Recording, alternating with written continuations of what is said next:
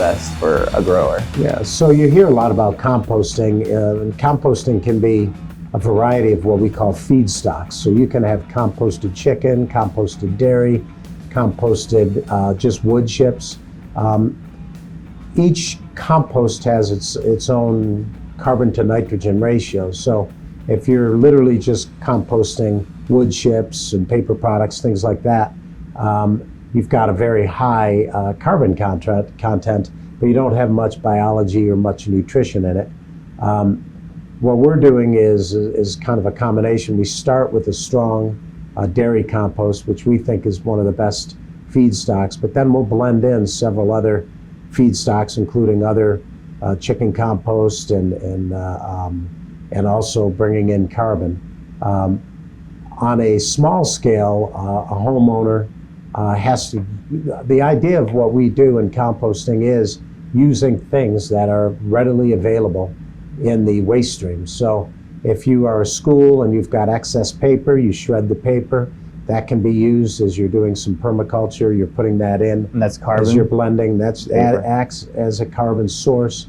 All of these things are kind of a recipe for how you work with it. And that's been the fascinating part for me, is understanding that it's not really one size fits all, but instead of using synthetics you're putting in and the uptake is going directly to the plant while you're growing, but it's really doing nothing for the soil itself. What do you mean by synthetics? Synthetics would be more petroleum-based products that are not necessarily natural or organic, that they're using, and you're putting it into the water, or you're putting it into the soil, on top of the soil, during the growth cycle.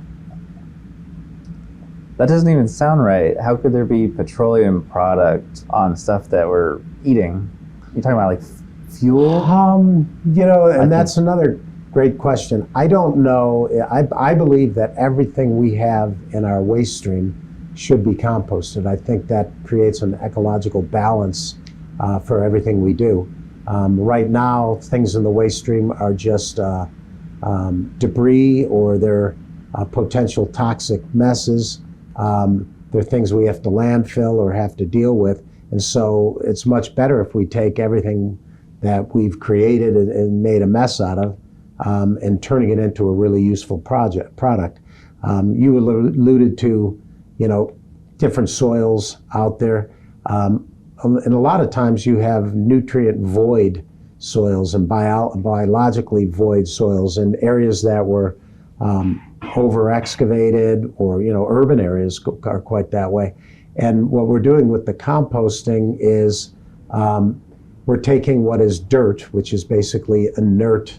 You wouldn't call it a soil. It's just inert. It has no living materials in there, and it's really not something that's going to give nutrition to your plants. So we're adding that back in, but we're not just adding it back in the short run like you would with a synthetic fertilizer, a short, which is just a short solution. By putting in on a regular basis the compost, you're changing that soil. So you're literally growing the soil. And that's kind of exciting, because when you're done, instead of 10 years after farming and stripping the soil, 10 years of doing this organically, you're actually improving that soil. So the improving of the soil means you're needing less water, less fertilizers.